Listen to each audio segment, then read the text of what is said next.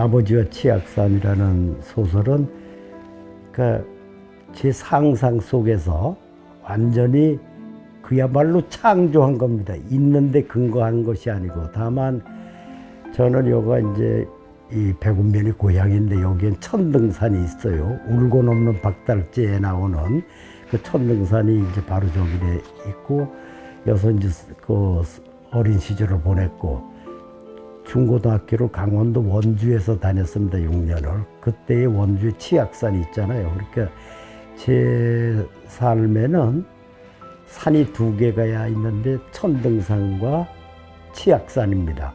그러니까 그때 그 치악산은 어릴 때 원주중학교 다니고 그럴 때 보면 산이 엄청 크고 무섭고 너무 크니까 가끔 소풍을 이제 그리 갈 때가 있었는데, 그래도 그 산이 내가 이 백운면 고향에서 오르락내리락 했던 산보다 크고, 그야말로 국립공원이 나중에 됐으니까요.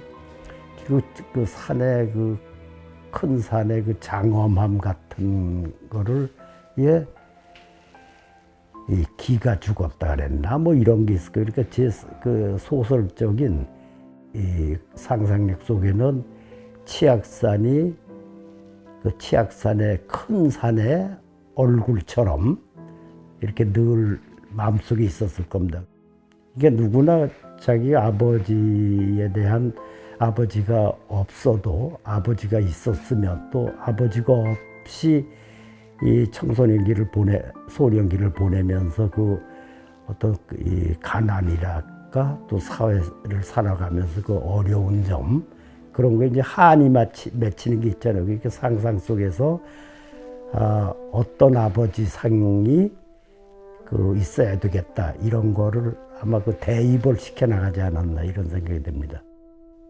내 아버지가 되길 바란 겁니다. 그러니까 아들은 또 어느 세대나 아버지는 내 아들로 사랑했는데 이렇게 말은 안 해도 사랑을 하는데, 그러면은 그 사랑을 안 하는 걸로 오해를 해요. 오해가 아니고 사랑을 안 하는 걸로 이해를 합니다.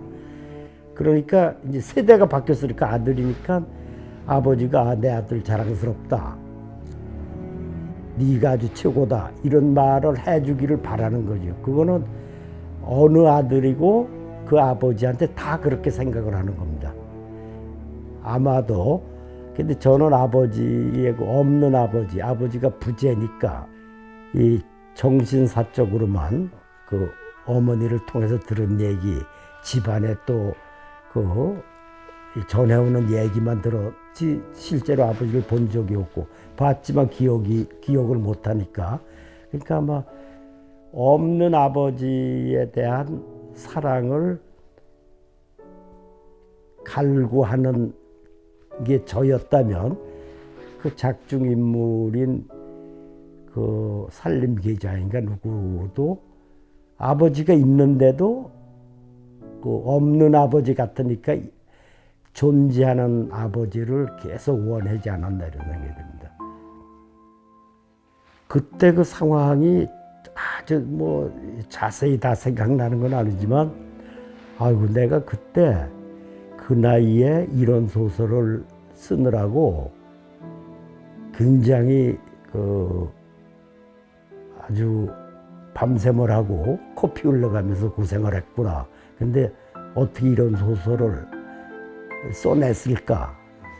그러니까 그런 소설, 이런 이야기 재료는 어느 작가도 다 그렇겠지만, 우리 문학사는 물론이고 세계 문학사에 딱 하나 있는 거 아닙니까? 그런 소설, 그런 얘기, 그런 공간을 만든 게. 근데 그때 한창 그 70년대는 그때 이제 학생들은 대학생을 데모도 많이 하고 또 강의하고 애들 뭐 이런 어떤 그 아주 복잡할 때입니다. 그런데도 그 어떤 자기가 그 느끼는 이 세상을 바라보는, 또 내가 걸어온 길을 뒤돌아보는 거는 글로 쓸 수밖에 없는 거네. 이게 스스로 이게 가치 있는 체험이다. 그는 간접적이든 아니든 간에 그걸 기록으로 남긴다는 게 이제 스스로 이제 상당히 목숨을 바칠 만한 그런 가치가 있는 겁니다. 어떤 사물을 이렇게 보면은 어떤 뭐 여행을 한다든가 또 아무튼 모든 사람들 얘기를 듣든 그러면은 아 이거는 시적인 거다. 시로 써야 될 어떤 게 있다 이런 생각이 들고 어떤 거는 아 이거는 소설로 써야 된다는 게 저렇게 전환이 돼요.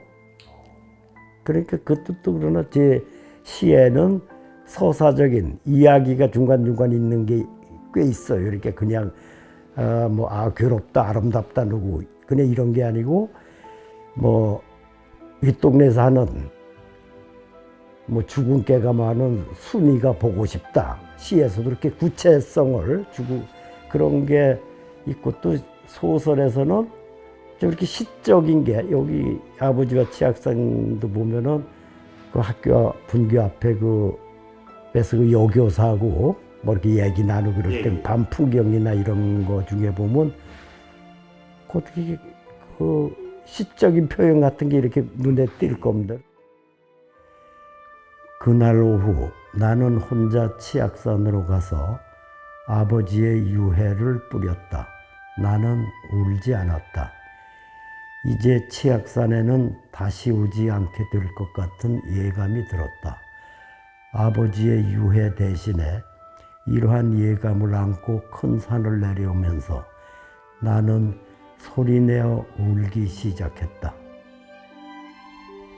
내가 살아가는 방식이고 내가 존재하는 이유고 그겁니다. 그러니까 글 쓰는 일이 없으면은 나라는 인간의 존재 가치가 없다. 그러니까 지금도 좀 힘에 부치더라도 또 하기 싫고 글을 쓰는 게 재미있다든가 이런 게 아니고 소설에 비해서 시는 좀 쉬울지 몰라도 소설이나 또 저는 또 학술적인 논문도 쓰고 뭐 평론도 쓰고 뭐 이런 사람이기 때문에 그런 게 아까는 그냥 노동이다 이랬는데 간단히 그냥 노동의 차원이 아니고 진짜 하늘이 내린 형벌.